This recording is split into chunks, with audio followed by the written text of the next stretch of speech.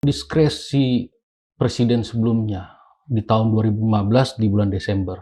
Ada arahan? Ada arahan, kita pegang arahan. Jadi, apa arahan? selamatkan slot orbit 123 untuk kemudian dikelola oleh Indonesia. Pastikan agar tim tidak kehilangan kesempatan. Kita punya bukti. Ya. Ini perintah, bukan hanya arahan biasa. Tertulis dan itu disampaikan di rapat terbatas pada waktu itu. Di sini masalahnya, Bang. Di istana? Ya di istana. Kalau memang nggak layak, kita nggak bisa bikin satelit, ya di sini aja dibatalin. Kan Pak Leo nggak jadi korban di sini. Kalau kita cari hulunya, di mana? Ya di sini. Arahan presiden? Arahan presiden. Perintah presiden. Perintah presiden? Presiden sebelumnya ditanggung jawab lah. Saya buka-bukaan sama Abang. Pak Leo tanda tangan kontrak itu di Oktober 2016. Setelah anggaran disetujui dari Komisi 1 DPR RI, ada disetujui dari Kementerian Keuangan waktu itu. Itu juga dia nggak langsung taken, dia minta persetujuan ke atasannya. Sepeser pun negara belum bayar ke pihak vendor penyedia. Klien saya tidak menerima aliran duit atau uang, sepeser pun. Ini Pak Leo ini ditumbalkan, jadi korban konspirasi. Orang jujur bekerja puluhan tahun, ya dia masih seperti itu, masih tinggal di rumah dinas. Ditahan sekarang ini sudah 220 hari lebih tanpa persidangan. Kita nggak tahu kapan sidang, ya. 220 hari lebih. Dan belum ada kejelasan kapan akan disidang? Nggak tahu.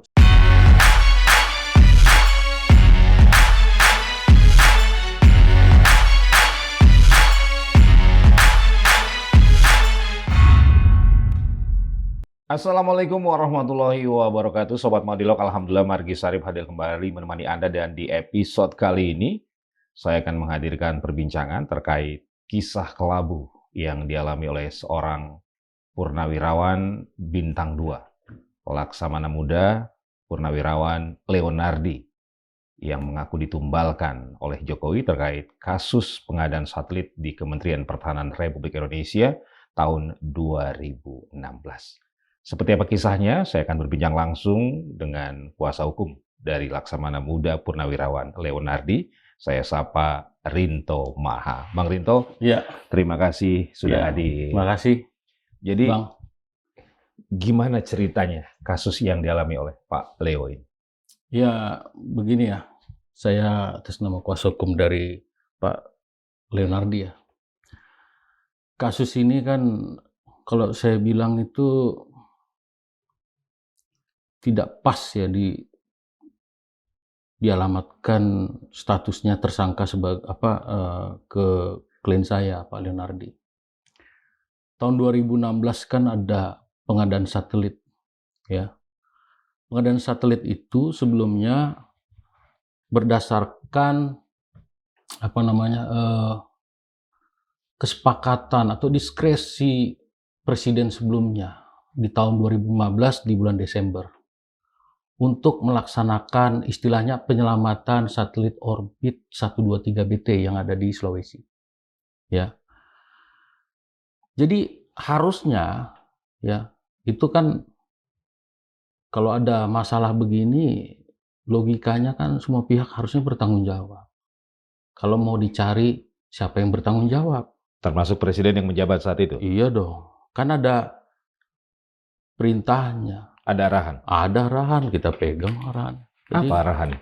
Salah satunya kan di sini, Abang bisa lihat. Ya, ini saya dokumen dari klien saya. Arahan presiden setelah mendengarkan paparan dan penjelasan para menteri. Ya, terkait ini ya, satelit orbit 123. Oke. Selamatkan slot orbit 123 untuk kemudian dikelola oleh Indonesia. Pastikan agar tim tidak kehilangan kesempatan.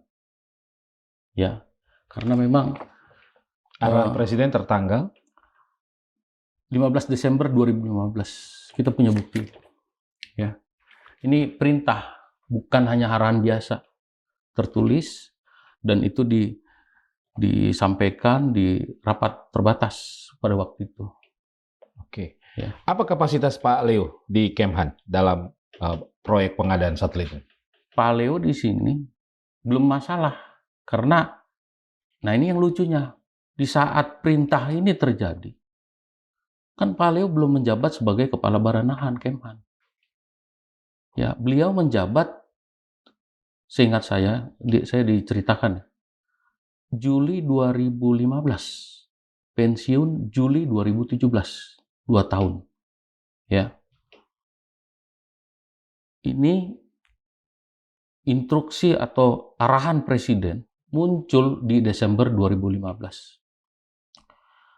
Tapi di sini yang jadi, saya bahasanya di berbagai media, mungkin abang bisa lihat ya. Ini Pak Leo ini ditumbalkan, seolah-olah jadi korban konspirasi. Ini kok Pak Leo hanya seorang diri jadi tersangka. Padahal Pak Leo di sini hanya menjalankan perintah. Pejabat administrasi dia ikuti ya instruksi, surat perintah, diikuti semua apa yang menjadi tugasnya Sebagai PPK? sebagai PPK, dan itu sudah diatur di Peraturan Menteri Pertahanan bahwa Pak Leo, ya Pak Leonardi itu hanya sebagai PPK. PPK itu apa sih sebenarnya? Ya, PPK itu adalah pejabat pembuat komitmen yang membuat kontrak, yang menentukan pemenang juga bukan Pak Leo. Ya, yang menerima barang itu, yang satelit itu juga bukan Pak Leo. Tapi saya lihatnya begini, kalaulah misalnya ada istilah bahwa masalah ini dibebankan seorang diri kepada Pak Leo, kan nggak pas. Memang Pak Leo menentukan ini. Ini kan ada arahan Presiden. Ya, ada perintah Presiden waktu itu. Laksanakan. Pak Leo juga ada surat perintahnya. Dia laksanakan. Ya, Perintah atasan? perintah atasan. Dan yang sedihnya begini, kan seolah-olah sekarang ceritanya Pak Leo ini kan, Pak Leonardi ini, klien saya ini, seolah-olah ini kan mencuri uang negara 300 miliar. Kan narasinya yang dikembangkan oleh teman-teman kejaksaan seperti itu. Padahal ini apanya yang dirugikan? Uang siapa? Negara aja belum bayar. Dengan nilai proyek 300 miliar, menurut Bang Rinto, Pak Leo tidak punya kapasitas untuk mengatur dan merumuskan. Nggak ada kapasitasnya, nggak ada. Kan PPK bikin kontrak. Yang menentukan siapa pemenang juga bukan dia. Ya. Belum lagi kita bicara, ya ini kan semua dari atas juga kan melaksanakan perintah Presiden. Ini kan berjenjang semua. Siapa sih yang buat ini jadi masalah? Harusnya kalau kita bicara, contohnya gini, Bang. Ini semua pertanggungjawaban secara hierarki, misalnya struktural. Ya sampai siapa yang memberikan arahan. Ya, ini kasus perkara satelit slot orbit 123 ini kan luar biasa. Bahkan orang-orang yang nggak bersalah dihukum tuh, seperti Pak Agus Purwoto, berapa tahun tuh? 18 tahun. Padahal Pak Agus Purwoto hanya menjalankan satelit itu. Yang penting amankan dulu ya satelit itu di orbit 123. Sesuai kontrak begitu, udah diamankan, dibilang kerugian negara. Kenapa klien Anda yang diproses dan ditersangkakan? Jadi begini, ini kan saya lihatnya penegakan hukum yang dilakukan teman-teman Kejaksaan Agung ini kurang pas, ya. Ya nggak pas lah klien saya ini dijadikan tersangka kalau negara belum bayar, ya. Sepeser pun negara belum bayar ke pihak vendor penyedia. Klien saya tidak menerima aliran duit atau uang sepeser pun sampai hari ini, dan konsisten sama saya juga ke semua pihak juga. Kan kemarin di berbagai media ya Pak Leonardi katakan saya tidak menerima sepeser pun, dan tidak ada di sini pihak yang diuntungkan. Kalau kita bicara istilah pasal tipikor, pasal 2, pasal 3, ya ini kerugian materialnya nggak ada. Tapi karena cerita yang abang sampaikan, kenapa ini terjadi? Karena ada gugatan Navajo yang di Paris, ya, yang di Singapura kan gugatannya mereka menang. Lalu mereka gugat sita eksekusi yang di Paris, pengadilan Tribunal Paris di Prancis. Itu Indonesia udah menang di situ. Kalau mereka udah kalah, Indonesia udah menang, harusnya dibebaskan dong Pak Leo itu. Nah, ini dasar sekarang ini kita bicara Pak Leo sebagai tersangka, ini dasar hukumnya apa? Kerugian yang mana? Ya, berapa yang klien saya makan yang mereka tuduh? Ini kan nggak ada, sepeser pun nggak ada. Bahkan gini Bang, ini kasusnya jadi aneh. Ya, ini contoh. Hampir semua rata-rata perkara tipikor, kalau penyidik melakukan penyitaan, itu kan ada penyitaan, penggeledahan. Itu rumahnya Pak Leo nggak ada digeledah, penyitaan juga nggak ada. Apanya mau disita, apa yang mau digeledah? Karena memang nggak ada aliran uangnya aja belum dibayar. Rumah pribadi, rumah dinas? Nah, itu dia. Saya sedihnya. Orang jujur bekerja puluhan tahun, ya, dia masih seperti itu, masih tinggal di rumah dinas. Ya, bahkan sekarang yang sedihnya ya istri Pak Leo, ibu itu saya udah bolak-balik cerita sama saya. Bu Leo itu juga gejala stroke. Ya. Bang Rinto sudah berapa lama mengawal Pak Leo? Dan mengapa begitu yakin bahwa Pak Leo ini adalah orang yang jujur? Saya udah profiling, ya, ke teman-teman sekitarnya, ke lingkungan, saya profiling. Ya, saya juga nggak sembarang saya bilang ini jujur apa enggak. Bang, saya banyak pegang perkara. Kalau benar saya bilang benar. Ya, ini orang jujur. Kalau orang jujur jadiin tersangka, ini ditumbalin. Ini kan nggak cocok. Kejam sekali negara ini. Orang yang jujur, yang sebenarnya nggak pas dia menanggung tuduhan yang sebegitu besar, ratusan miliar. Ya. Dia nggak terima apa-apa, dia masih di situ tinggalnya. Orang jujur kok malah diginiin. Negara ini gimana sih penegakan hukum? Tidak ada penggeledahan di rumah dinas Pak Leo? Nggak ada, penggeledahan nggak ada. Nggak ada, penggeledahan nggak ada, penyitaan nggak ada ke rumahnya. Kan biasanya kita lihat kan si A, si B, kalau ada kasus Kejagung, KPK, kan digeledah rumahnya. Itu ada nggak digeledah? Digeledah nggak ada, disita tuh rekeningnya, ada nggak disita? Nggak ada duitnya. Mereka ini orang jujur, cuma makan uang pensiun sekarang. Ya sekarang istrinya udah sakit-sakitan. Jadi tersangkutnya di mana Pak Leo dalam kasus ini?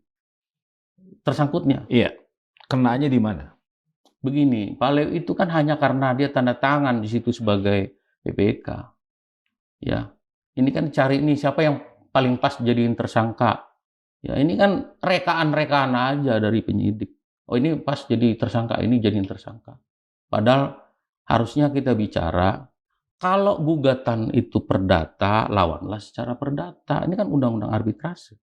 Ya, kalau ada misalnya mereka menganggap bahwa ada di sini kong kali kong, ada mungkin di sini ada manipulasi dari berbagai pihak, harusnya dibuktikan dengan peradilan yang ada diatur di arbitrasi, peradilan perdata. Kan kita punya Mahkamah Agung. Ya, kenapa istilah-istilah perdata mereka kan juga nggak bisa sita kan? Ya, aset kita yang di Paris nggak bisa secara hukum internasional kan nggak bisa embassy atau aset diplomatik kan nggak bisa disita. Itu kan konvensi Jenewa kita. Ya. Artinya ini kan cuman udahlah ini karena ada gugatan Navajo dia biar berhenti udah nih cari siapa tersangkanya. Kan itu ceritanya. Bang Rinto menggunakan bahasa ditumbalkan. Iya, ditumbalkan. Ditumbalkan oleh siapa? Saya lihat begini, ini ditumbalkan oleh penegak hukum. Ya, udah cukup jelas kalau saya arahnya ke situ. Ya, ini ditumbalkan, dikambing hitamkan. Ya, ada berbagai pihak yang mungkin saya tidak bisa sebut namanya satu persatu secara eksplisit di sini. Tapi istilah ditumbalkan itu saya udah lihat. Karena kalau kita bicara penerapan delik ya pasal 2, pasal 3 ada yang menguntungkan, ada yang diuntungkan, yang diuntungkan nggak ada yang dirugikan nggak ada juga istilah menguntungkan diri sendiri, ada aliran uang, ini juga nggak ada. Kalau bicara pasal 55 penyertaannya, turut sertanya, ini siapa? Emang bisa teken sendiri kontrak. Nah ini kemarin tuduhannya yang udah saya catat ya. Saya catat kan pertama nih, tuduhan di dalam konferensi pers tuh apa itu pertama? Katanya soal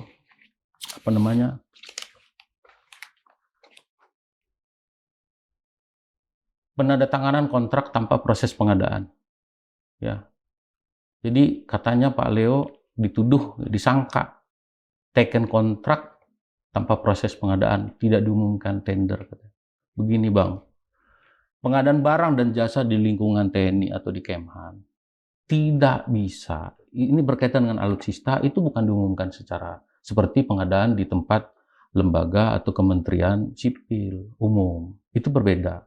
Dan Pak Leo di sini bukan sebagai WLP, ya unit pengadaan gitu ya di institusinya. Pak Leo di sini hanya sebagai PPK. PPK itu tidak berwenang membuat ini mana pengadaannya, enggak di situ tugas PPK, ya. Lalu kontrak ditandatangani 1 Juli 2016 tanpa ada anggaran yang tersedia. Ini fakta yang benar. Saya udah punya dokumennya. Ya. Saya buka-bukaan sama Abang. Dokumennya yang benar adalah Pak Leo tanda tangan kontrak itu di Oktober 2016. Setelah anggaran disetujui dari Komisi 1 DPR RI, ada disetujui dari Kementerian Keuangan waktu itu. Itu juga dia nggak langsung taken, dia minta persetujuan ke atasannya. Ya. Terus poin yang lain soal COP, Certificate of Performance, COP ini. Pak Leo bukan klien saya yang terima COP itu, ya. Dan ada istilah di sini kerugian negara, ya. Nah, ini kerugian negara ini yang di dalam istilah ini kan ada audit BPKP. Saya udah pegang audit BPKP-nya. Kerugian negara yang dimaksud ini yang mana? Ya, ada bukti contoh SPM, surat perintah membayar, ada kwitansi yang udah keluar gitu kepada pihak ketiga atau vendor, atau mungkin ada transfer dari rekening negara kepada pihak tertentu ya, atau vendor yang dia sudah terima pembayaran proyek. Ini kan nggak ada. Ya. Kalau nggak ada, lalu ini sebenarnya siapa yang dirugikan? Tapi barang sudah masuk. Barang sudah dimasuk. Tapi sampai hari ini klien saya tidak pernah mengakui bahwa pekerjaan itu sudah selesai. Karena memang vendor ini juga nakal. Ya. Tapi untuk mengatakan bahwa ini sudah selesai itu kan nggak ada. Karena belum ada berita acara penyelesaian kontrak. Kan PPK berwenang di situ. Namanya kontraknya kalau udah selesai kan buat berita acara. Sampai hari ini belum dianggap bahwa pekerjaan itu sudah selesai. Tapi ya karena satu dan lain hal ini mereka menggugat ke Singapura. Oke. Ya. Dan belum ada pencairan. Belum ada pencairan. Negara belum ada dirugikan. Sampai hari ini uangnya belum pernah cair. Sepeser pun. Ya. Masa kita bicara mensrea itu kejauhan mensrea itu. Ya. Negara belum ada sepeser pun mengeluarkan uang untuk ke pihak ketiga, Napayo, vendor atau pihak lain. Tidak ada yang diuntungkan dalam peristiwa ini. Tidak ada juga orang yang di sini klien saya sebagai misalnya dituduh memperkaya diri. Nggak ada. Kalau tuduhannya memperkaya diri sendiri, kenapa nggak digeledah rumahnya? Rekeningnya disita. Memperkaya orang lain? Nggak ada. Orang kan negara nggak pernah transfer ke situ. Negara juga tidak pernah dirugikan. Kan uangnya nggak pernah geser, nggak pernah pindah. Yang ada pihak yang mengaku dirugikan. Itu yang benar. Negara tidak pernah rugi. Tapi yang benar nih, ada orang yang mengaku dirugikan. Siapa? Ya, pemerintah. Dalam hal ini Kejagung. Kan katanya dia rugi. Rugi dari mana? Coba rekaan siapa yang dibilang rugi? Coba mana transfer? Gini aja teman-teman media tanya. Mana bukti kwitansinya? Bukti transfernya. Udah dibayar belum? Terus berapa dapat klien saya? Kalau tuduhan itu kan harus ada istilah memperkaya diri sendiri. Mana? Berapa? Nggak ada. Yang menentukan vendor siapa? Bukan klien saya. Itu atasannya. Kalau berdasarkan peraturan Permenhan 17/2014, Bang, tentang pengadaan alutsista di lingkungan TNI dan Kementerian Pertahanan, yang menentukan proyek 100 miliar lebih itu adalah atasannya pengguna anggaran. Jadi itu kan pengguna anggaran juga kan persetujuan waktu itu udah rapat terbatas di sini masalahnya, Bang. Di istana. Ya di istana. Kalau memang nggak layak kita nggak bisa bikin satelit, ya di sini aja dibatalin. Kan Pak Leo nggak jadi korban di sini. Makanya saya bilang ada hubungannya semua. Ini penegakan hukum ada hubungannya dengan kebijakan yang salah dari awal juga ada hubungannya. Kalau mau bicara siapa yang bertanggung jawab, ya semua orang bertanggung jawab. Siapa yang memerintahkan ini dari awal? Kalau kita bicara ini mana nih hulunya? Hulunya ini kan udah dirapatkan. Yang berwenang waktu itu yang untuk membangun satelit waktu itu Airbus kan disepakatin subkontraknya Navajo. Dia siapa yang membuat ini? Kan hulunya. Kalau kita cari hulunya di mana? Ya di sini. Arahan presiden. Arahan presiden, perintah presiden, itu yang benar. Perintah presiden. Perintah presiden. Kan saya tegas, saya punya fakta. Yang harus dilaksanakan. Ini nggak hoax saya nih. Kalau bilang hoax itu kalau nggak ada bukti. Saya punya fakta. Ya, ini ada perintah presiden untuk melaksanakannya. Artinya kalau ada masalah, coba tolong diselesaikan dong, termasuk atasan-atasannya. Termasuk juga pimpinan tertinggi waktu itu. Jadi atasan Pak Leo tidak ada yang diproses? Ya mungkin diperiksa udah ya, tapi saya kan begini, ini dengan segala hormat ya. Mungkin atasannya juga saya udah dengar informasi sedang sakit. Ya situasi begini kan, ya kalau kita boleh jujur kan, Pak Leo ini kan hanya menjalankan perintah. Ya, dia hanya sebagai pejabat administrasi di sini. Ini jenderal birokrasi nih Pak Leo. Okay. Artinya kalau mau dicari, ini kan cuma istilah siapa yang teken, siapa yang bertanggung jawab, ini meterainya ada dia. Ya udah itu aja salah. Itu kan nggak boleh begitu. Oke. Bang Rinto, apa yang dirasakan Pak Leonardi sebagai purnawirawan bintang 2 dengan proses hukum yang dihadapinya hari ini? Saya lihat ya Pak Leonardi itu orang yang manusia yang ikhlas ya. Jadi saya lihat ditahan sekarang ini sudah 220 hari lebih tanpa persidangan. Kita nggak tahu kapan sidang, ya. 220 hari lebih. Dan belum ada kejelasan kapan akan disidang? Nggak tahu. Saya udah telepon jaksa, kapan disidang, belum tahu nih. Ya, dijawab sama saya, belum tahu kapan sidang. Padahal biasanya kan 2 minggu setelah tahap 2 selesai. Itu udah masuk limpah ke pengadilan. Saya lihat dari situasi psikologis Pak Leo, dia manusia yang ikhlas. Dia coba untuk secara kalau saya ketemu itu dia berusaha untuk menjalani ini dengan dengan sportif, ya. Tapi bukan arti beliau ini dianggap bahwa terima dengan situasi ini. Pak Leo di sini bukan mau pasang badan. Seolah-olah ada di sini yang punya pertanggungjawaban, jadi dia yang tanggung jawab. Nggak mau. Tapi maksudnya ikhlasnya begini. Pak Leo ini melihat, dia berserah sama Tuhan. Saya lihat, saya selalu ngomong, saya tanya, gimana Pak Leo kabar? Ya beginilah Pak Rinto, tapi saya serahkan juga sama Tuhan. Terus kehidupan keluarga juga saya lihat, ibu itu ya, udah sakit juga saya lihat, stres juga mungkin karena lihat situasi begini ya. Tidak ada kemarahan dari Pak Leo? Nggak ada kemarahan, tapi lebih kepada dia berusaha mencari keadilan.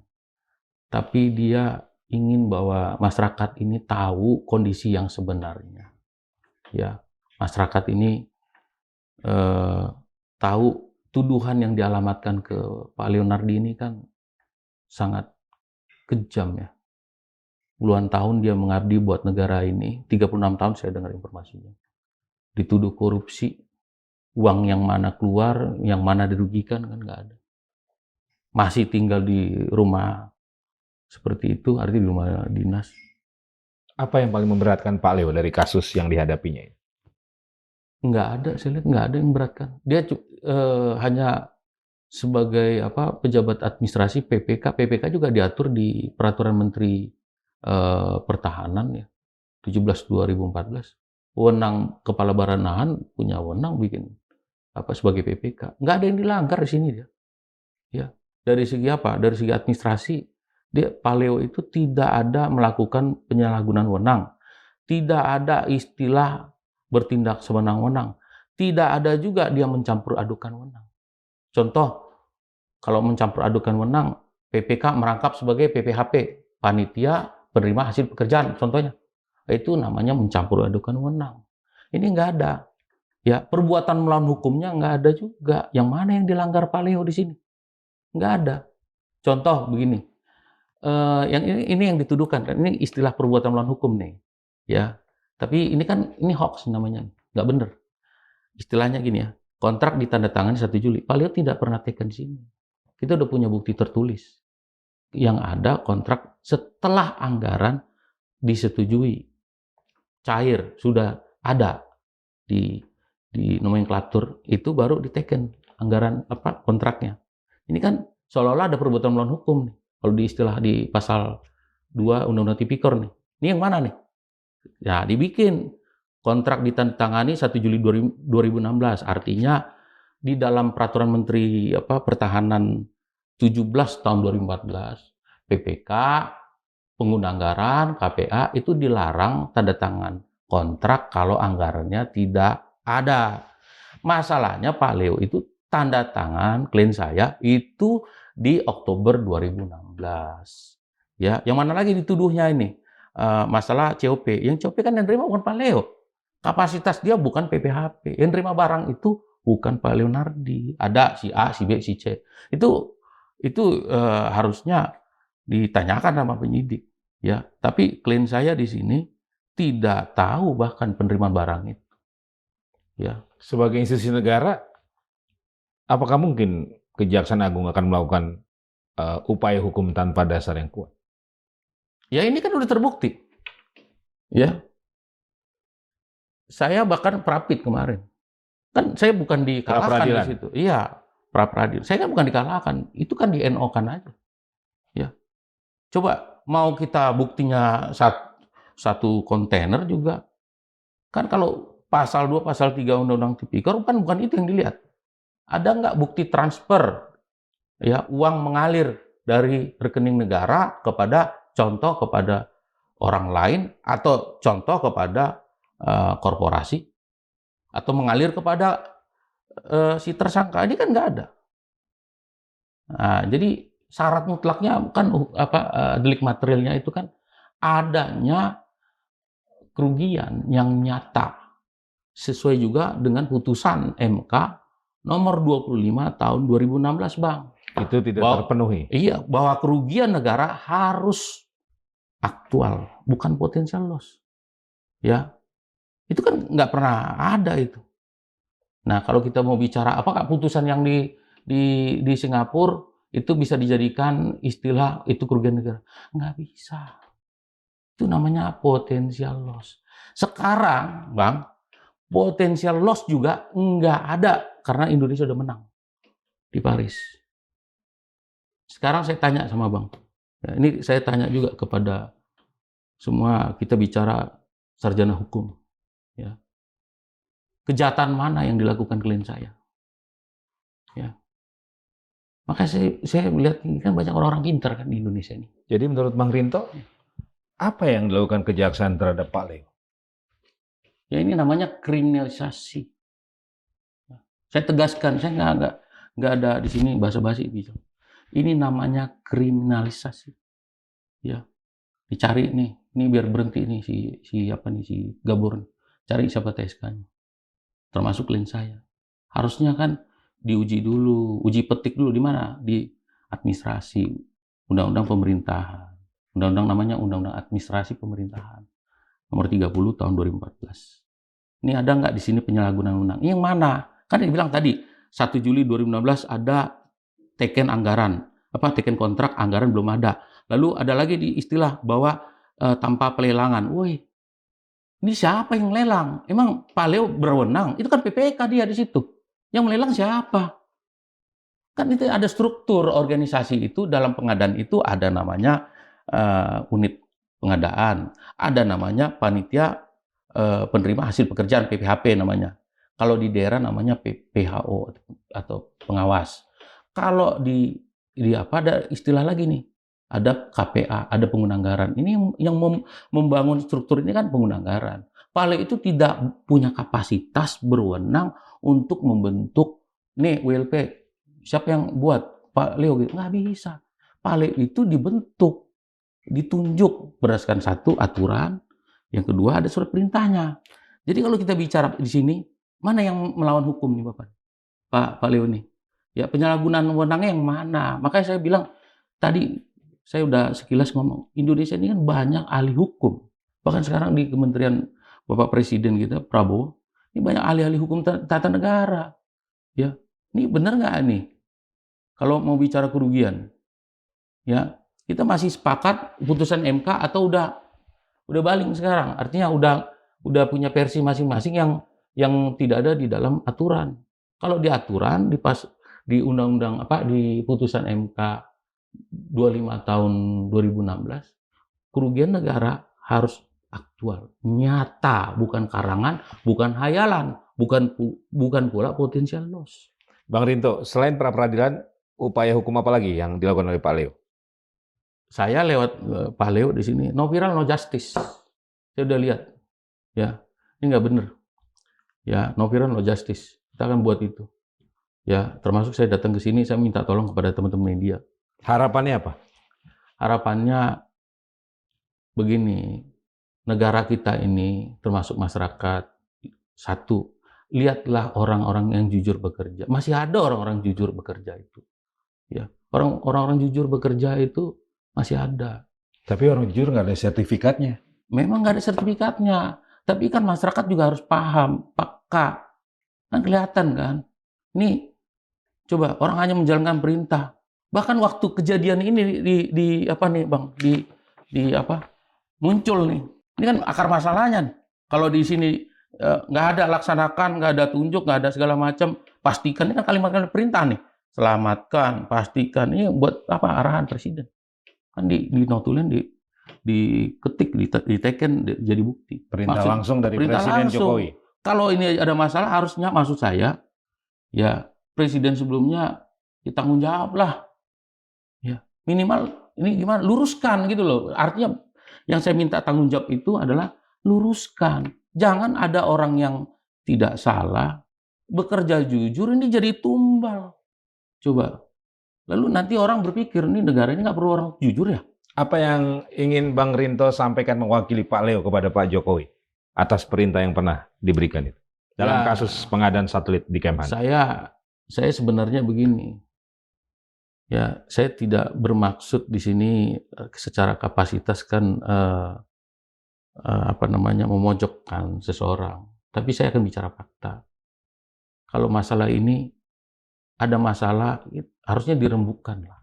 Artinya semua pihak coba ikut dong. Ini gimana nih? Bisa ada solusi nggak? Saya lihat sebenarnya ada solusinya. Kalau perkara perdata, harusnya balasannya, tangkisannya adalah perkara perdata. Kita kan negara kuat. Kita punya kekuasaan kehakiman. Kenapa ada istilah perdata, arbitrase bisa lari ke pidana? Ini kan lucu. Nah, saya sih berharapnya begini. Ya, ini kan ada akar masalahnya dari awal, hulunya dari mana? Arahan presiden. Perintah presiden. Perintah presiden. Ya tolonglah. Ini ada masalah begini gimana? Ya, kok dibiarin gitu. Tapi kan Pak Jokowi pernah bilang arahannya ya untuk pekerjaan, bukan untuk arahan korupsi. Nggak ada juga kita sampaikan begini, nggak ada juga Pak Leo di sini korupsi. Pak Leonardo sih nggak ada korupsi. Apanya ini korupsi? Uangnya aja nggak ada. Coba orang sekarang ini kan keji nih ya. Ya mengabdi, ini abang bayangkan orang sudah mengabdi untuk negara 36 tahun lebih. Ya, bekerja sesuai aturan, bekerja jujur, bahkan dengan kehidupan dia seperti itu yang masa tuanya. Ya, dia dituduh korupsi, ngerampok 300 miliar uang negara. Itu bayangin, dia punya anak, punya cucu. Semua orang melihat dia seperti apa. Ini benar nggak tuduhan ini, merampok uang negara 300 miliar ini? Makanya ada sakit, Pak Leo kemarin sakit tuh. Ya, dioperasi kemarin. Istri sakit. Saya kalau lihat mereka itu mau nangis juga. Kenapa? Kok orang ada sekeji itu dipitnah? Ya, ini betul-betul jalim loh. 36 tahun di framing luar biasa bahwa dia itu semua salah. Ini cuma satu orang salah. Kalau bicara pasal penyertaan 55 KUHP, kan nggak bisa begini. Makanya sebenarnya saya sedihnya, ini kok ngapa? ini negara kita ngapain sih kayak gini? Saya dengar ada surat terbuka dari Pak Leo. Iya ada Bang, iya ada. Untuk? Untuk ya ini kan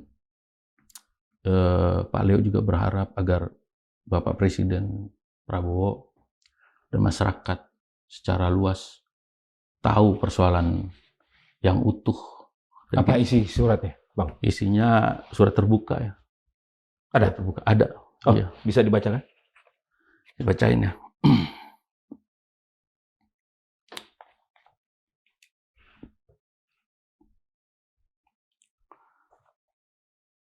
Surat terbuka kepada yang terhormat Bapak Presiden Republik Indonesia Prabowo Subianto dan seluruh masyarakat Indonesia yang saya hormati. Assalamualaikum warahmatullahi wabarakatuh. Salam sejahtera bagi kita semua. Nama saya Laksamana Muda Purnawirawan Leonardi. Hari ini saya menulis bukan sebagai pejabat, bukan sebagai orang yang pernah memegang jabatan, dan bukan pula sebagai sosok yang memiliki kuasa apapun. Saya menulis sebagai seorang warga negara biasa yang sedang berjuang mempertahankan nama baik, martabat, dan keadilan dalam perkara hukum yang menimpa hidup saya. Saya memahami di negeri ini mungkin banyak orang-orang menghadapi permasalahan yang lebih pelik. Namun saya percaya ketidakadilan sekecil apapun jika dibiarkan akan menjadi presiden yang melukai rasa keadilan kita bersama. Saya ditetapkan sebagai tersangka dan ditahan dalam perkara yang disebut sebagai kasus korupsi satelit Kementerian Pertahanan. Nama saya dikaitkan dengan angka ratusan miliar, Bang. Seolah-olah saya telah merampas uang negara. Namun izinkan saya menyampaikan satu fakta berdasar dengan bahasa yang sederhana dan jujur. Negara tidak pernah mengeluarkan 1 rupiah pun. Tidak ada pembayaran, tidak ada uang yang berpindah, tidak ada kas negara yang berkurang. Angka yang disebut kerugian bukanlah uang yang benar-benar hilang, melainkan perkiraan administratif, bukan kerugian nyata. Saya tidak pernah menerima uang sepeser pun. Saya tidak pernah memperoleh keuntungan pribadi apapun. Bahkan pihak yang disebut sebagai penyedia tidak pernah menerima pembayaran dari negara. Ketika mereka menggugat Indonesia di Paris, gugatan itu ditolak seluruhnya dan Indonesia dinyatakan tidak memiliki kerugian apapun untuk membayar. Kewajiban apapun untuk membayar. Sebagai warga negara biasa, izinkan saya bertanya dengan jujur, jika tidak ada uang negara yang keluar, jika tidak ada pihak yang diuntungkan, lalu siapa sebenarnya yang dirugikan? Saya menjalankan tugas bukan menetapkan kebijakan. Dalam perkara ini, saya bukan pengambil keputusan strategis. Saya bukan penentu kebijakan. Saya menjalankan tugas administratif berdasarkan perintah resmi atasannya yang berwenang, sesuai aturan yang berlaku saat itu. Saya bahkan menunda penandatanganan kontrak sampai dengan adanya perintah dan tersedianya anggaran. Saya meminta arahan, saya berhati-hati. Dan ketika saya melihat adanya persoalan, saya menghentikan proses, bukan meneruskannya. Hari ini saya bertanya bukan hanya untuk diri saya sendiri.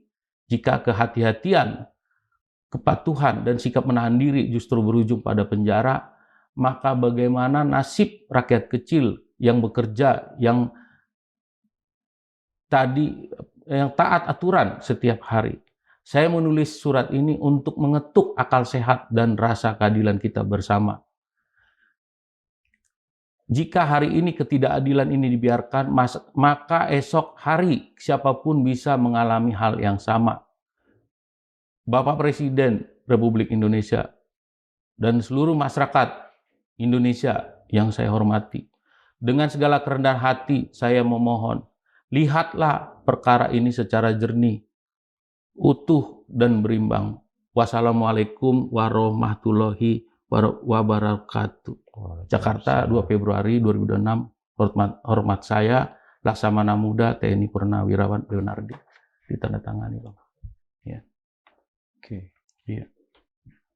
Ini Pak, yang bersangkutan klien saya masih ditahan sampai hari ini. Di penjara, bukan di luar ya. tulisan tangan ya. Tulisan tangan. Surat Ya, terbuka ya. untuk Presiden Ya. Prabowo Subianto dan Ya. seluruh Masyarakat Indonesia. masyarakat Indonesia. Jadi ini suara hati dari seorang purnawirawan bintang 2 Bintang 2. TNI Angkatan Laut. Iya. Yang sudah mengabdi 36 tahun. Iya. Tapi di usia senjanya harus mendekam di penjara. Penjara, dan dia sekarang berjuang untuk martabatnya. Bagaimana keseharian Pak Leo selama ini? Selama Bang Rinto? Saya ini kenal kan masih 6 bulan ya, 6 bulan lewat dikit lah. Saya udah banyak pegang perkara. Kalau saya kan biasa punya kebiasaan kalau ada orang ngaku, saya nggak terima, saya ngaku nggak terima, itu saya nggak langsung percaya, Bang. Tapi saya biasa istilah cross check silang. Ya, saya profiling. Saya udah lihat lingkungan sekitarnya, orang-orang terdekatnya. Ibu itu pun orang baik ini. Ini nggak layak, Bang. Saya udah bilang, saya secara gini ya, Bang. Saya kan paham gini. Kita ini paham. Ini kalau orang mau dijadikan tersangka kan syarat mutlaknya kan. Syarat mutlaknya ada kerugian negara. Ini nggak layak, Bang, dia jadi tersangka. Ya, ini saya bilang ini penegakan hukum apa sih? Untuk seorang pensiunan bintang 2, Pak Leo jauh dari kehidupan yang wah. Waduh, Bang. Saya udah tanya, Bang, ke lingkungan sekitarnya, termasuk kerabat-kerabatnya. Ini orang jujur, Bang. Ibu itu juga jujur. Ya, kan suami istri angkatan laut tuh. Ya. Ini nggak layak, Bang. Ini orang jujur, Bang. Ya, kalau orang jujur begini, makanya saya bilang ini nggak layak sekali, Bang, dia dijadikan tersangka. Ya. Bukan hanya karena mensrea gitu. Itu jauh banget kita bicara mensrea. Mensrea itu kalau misalnya ada terjadi peristiwa, ada pembayaran, ada benar, udah ada diaudit, ada memang udah pembayaran segala, udah ada yang berpindah uangnya, ada juga orang yang menerima. Lalu dilihat tuh mensreanya, ini ada sikap batinnya, memang ada sengaja atau enggak. Itu terlalu jauh ke situ. Ya. Jadi dari situasi ini negara aja belum pernah bayar, ini kan ngaku rugi. Dan yang saya lihat gini, ya dari orang-orang dekatnya yang pernah cerita, bahkan ada yang nangis sama saya. Ya, kalau bisa saya aja yang gantiin, kalau nggak Pak Leo katanya. Ini orang jujur. Saya upload pun di medsos tuh banyak bilang ini orang jujur. Ini atasan saya, ini orang jujur. Saya pernah jadi juniornya, mentornya. Ini mentor saya orang baik. Saya udah lihat. Artinya dari segi kebiasaan beliau berdinas waktu itu, sudah ada verifikasi bahwa memang Pak Leo dengan istrinya ini orang baik. Ya, bukan hanya karena kasus ini kita merasa bahwa ini orang baik. Enggak. Saya udah lihat banyak yang dibantu sama Pak Leo, sama Bu Leo itu. Tapi kan kelihatan nanti, ini kan masalah waktu aja. Tuhan juga nggak akan diam kan masalahnya. Makanya saya bilang, kok bisa negara kita, ya, udah ada putusan MK, kerugian itu nyata, kok bisa keluar lagi istilah-istilah gitu. Kita mau mundur lagi. Ya. Terus kalau mau bicara mensreanya, cari dong yang bertanggung jawab yang benar di sini. Bang Rinto merasa Laksamana Muda Purnawirawan Leonardi layak dibela. Sangat layak. Apa yang Bang Rinto cari sebagai pengacara? Saya punya keyakinan. Jadi saya bukan hanya yakin, tapi saya gini. Saya ada 3. Satu, saya pertama itu intuisi. Ya, intuisi itu orang mau bilang misalnya A, padahal ternyata akhirnya B. Saya kan harus tahu. Yang kedua, saya harus bicara by data, by fakta. Ternyata by data, by fakta, oh ini nggak cocok. Kan yang dirilis di konferensi pers di Kejagung itu kan tuduhannya semua kan serem. Bahkan ada salah satu media mengatakan, ini nih. Ya itulah kejinya dunia hukum kita ya. Ada salah satu media bilang modus, lalu tipu muslihat tersangka, coba untuk nilep uang, nilep, bayangin nilep uang, uangnya belum dibayar kan, karena masyarakat atau mungkin teman-teman media mungkin belum tahu informasi ini secara utuh. Kalau udah tahu begini kan, ternyata nggak segitu kan, bahaya kita. Ya, jadi yang ketiga, saya lihat apa namanya, ini benar apa enggak itu dari keyakinan juga. Kan keyakinan saya berdasarkan fakta, data, dan intuisi saya. Ya, ini nggak benar jadi tersangka. Awal-awal saya pegang itu kan saya cek dulu. Saya lacak dulu, nih gimana berkas-berkasnya. Saya pelajarin. BPKB saya udah dapat, resmi saya dapat. Audit BPKB-nya, wah ternyata hanya berdasarkan potensial loss, bukan kerugian negara. Dari situ saya punya keyakinan, oh ini mulai mengarah bahwa oh Bapak ini dikambing hitamkan. Ya. Ya terlalu jahatlah negara kita. Ya, kalau istilah begini, Bang, di Undang-Undang Dasar itu kan bahwa negara itu harus melindungi seluruh tumpah darah, termasuk seluruh masyarakat. Dalam hal ini apa? Termasuk mereka yang bekerja. Ya, mereka yang bekerja untuk menjalankan tugas dengan jujur, dengan baik. Ini kan harus dihargai. Jadi memang ini bukan hanya sekedar nama baik yang ingin diperjuangkan ya dari Pak Leo. Ya, ini bicarakan keadilan. Nanti kalau kita diam, yang lain bagaimana? Kalau ada kasus-kasus begini. Ya, mungkin dengan cerita kita begini, diskusi kita begini, masyarakat bisa melihat dengan utuh. Ini kan di dalam suratnya kan, kami nggak bilang kami mohon keadilan. Apa bunyinya di sini? Oh, inilah rendah hatinya Pak Leo ya. Saya kalau tinggi itu mau nangis saya, Bang. Bapak Presiden Republik Indonesia dan seluruh masyarakat Indonesia yang saya hormati, dengan segala kerendahan hati, saya memohon, lihatlah perkara ini secara jernih, utuh, dan berimbang. Kita nggak pernah ngerasa benar di sini. Tapi lihatlah perkara ini secara utuh. Kalau kita melihat utuh, kan kita bisa tahu siapa sih sebenarnya yang bertanggung jawab dalam peristiwa ini. Siapa sih sebenarnya yang bisa jadi persoalan ini bisa muncul. Kalau tadinya misalnya ini kan ini kesepakatan. Kalau dari awal nggak sepakat, nggak jalan.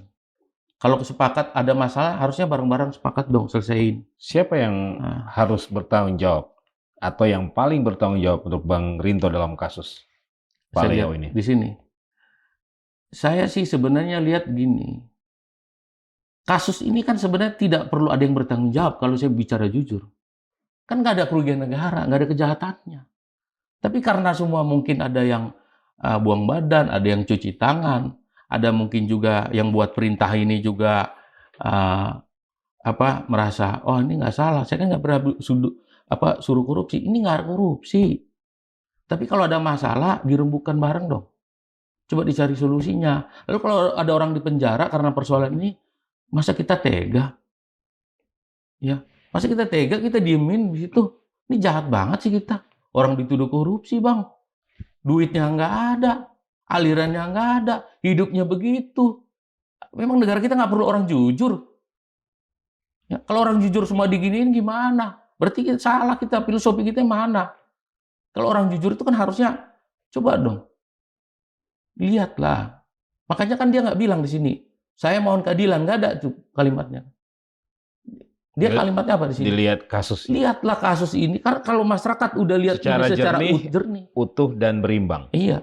Kalau udah jernih, utuh, berimbang, kan udah lihat. Oh ternyata nih yang benar begini. Kita nggak minta dibela di sini. Tapi lihatlah. Kalau kita udah jernih melihatnya, kan kita bisa tahu pokok persoalannya apa, solusinya apa. Ini nggak, pokok persoalannya nggak tahu, solusinya juga orang nggak ada yang mau tahu, termasuk yang berikan perintah ini. Malah dibilang, oh saya nggak pernah tuh suruh korupsi. Saya nggak bilang ini korupsi. Ini nggak ada korupsinya. Kalau korupsi itu, negara udah benar-benar dirugikan. Terakhir bertemu Pak Leo di penjara, bagaimana kondisi Pak Leo? Pak Leo itu pemulihan ya Bang. Pemulihan, jadi eh, Usia berapa sekarang? 69 tahun. Hampir 70 tahun. Iya, saya tiap hari, saya kan banyak, makanya saya bilang banyak pegang perkara. Kalau klien saya baik, saya bela mati-matian. Kalau dia benar, saya bela mati-matian. Kalau orang benar, saya bilang benar. Kalau nggak benar, nggak usah. Tapi saya lihat, ini orang benar. Bukan merasa benar. Bukan juga sedang mencari pembenaran. Saya lihat istrinya juga tiap hari cerita sama saya. Mereka kan udah tua, 69, mau ke 70 tahun. Ada yang gejala stroke, ada yang bolak-balik terapi ke rumah sakit, ada lagi habis kemarin tuh Pak Leo kakinya tuh Bang, apa namanya, jatuh ya, jadi tendonnya putus, operasi. Nggak ada kita sebarluaskan, bahkan Pak Leo tuh dijaga-jaga. Nggak ada juga kita minta privasi, apa namanya, eksklusif.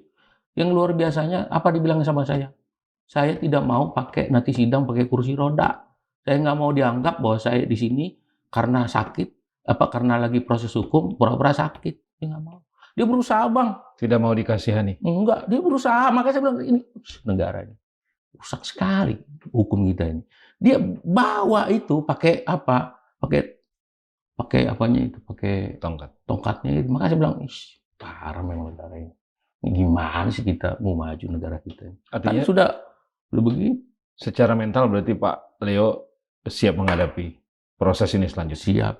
Siap. Dan gini Bang, saya tegaskan ya, ini biar masyarakat tahu, termasuk khususnya keluarga Angkatan Laut. Pak Leonardi di sini tidak bersalah.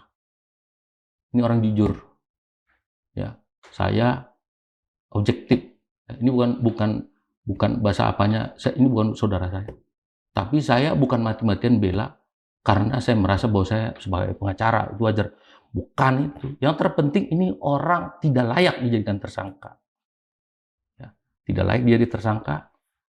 Nggak ada negara dirugikan dan nggak ada kejahatannya. Kalau mau bicara kejahatan, nggak ada. Terlalu jauh kita bicara mensreat. Itu nggak ada mensreat. Tidak layak di penjara menurut? Nggak layak. Sampai hari ini jangankan dijadikan tersangka, kan ditahan juga dia nggak layak. Ditahan, dijadikan tersangka itu nggak layak Pak Leo. Ya, saya udah pelajari dari segi penyalahgunaan wewenang, mencampur adukan, ini nggak ada. Pak Leo nggak ada di sini. Makanya saya bilang kan banyak orang pintar di Indonesia. Itu yang jadi pembantu presiden sekarang, menteri-menterinya banyak profesor. Ayo dong, kita jujur nih, ada nggak kerugian negara? Berapa transfernya? Mana kwitansinya? Itu loh Bang. Tadi Bang Rinto sudah membacakan surat terbuka dari Pak Leonardi. Iya. Untuk Pak Prabowo dan seluruh masyarakat Indonesia. Iya. Oke. Sebagai lawyer, iya, apa yang ingin Bang Rinto sampaikan kepada Presiden Prabowo? Ya, saya sebagai sebagai penegak hukum ya. Saya juga mempelajari perkara ini. Saya dengan segala hormat kepada Bapak Presiden. Pak Prabowo, kalau ada orang jujur, kan harusnya kan Bapak ini senang kalau negara dikelola orang jujur. Kalau ada orang jujur, kalau bisa diperbanyak, dipertahankan. Kalau ada orang jujur dituduh jadi perampok, tolong dilihat secara utuh, jernih, benar apa tidak. Tidak serta-merta ya ini informasi dari bawah ditelan bulat-bulat. Nah, lewat kesempatan ini kan semua bisa baca, bisa dengar, bisa menyaksikan diskusi kita. Tolong Bapak Presiden bebaskan klien saya nggak salah. Ya, kalau demi hukum saya sampaikan. Ini tidak jelas yang mana yang disebut ada kerugian negara. Tidak ada kejahatannya. Bebaskan klien saya. Jangankan bicara dilimpahkan ke pengadilan, nanti buktikan itu namanya zalim. Ya. Tidak layak ini dilanjutkan ke pengadilan. Karena ini bukan pelanggaran hukum. Yang ada peristiwa perdata, itu yang benar. Oke ya. Terakhir, bercermin dari kasus Laksamana Muda Purnawirawan Leonardi, ya. Ke depan hukum kita harus seperti apa? dalam konteks penegakan hukum dan keadilan? Ya, kita kan dukung Kejaksaan Agung. Ya, contoh begini, saya harus objektif bicara. Sejak Republik ini berdiri, baru kali ini ada institusi penegak hukum bisa triliunan disita dari para koruptor. Kalau dibabat itu koruptor, saya setuju. Tapi kalau ada orang jujur dibabat, itu artinya ya penegakan hukum kita sedang berusaha menutupi sesuatu yang lebih besar. Ya. Kalau kita mau bicara maju, kan sudah ada putusan MK. Kerugian harus nyata, bukan potensial loss. Jangan kita mundur lagi dong, kan udah ada putusannya 2016, 10 tahun yang lalu. Kan sebelum putusan itu boleh potensial loss. Tapi setelah ada putusan, harusnya itu sudah tidak boleh lagi kita gunakan istilah-istilah itu. Ya, kalau kita mau bicara kemajuan penegakan hukum.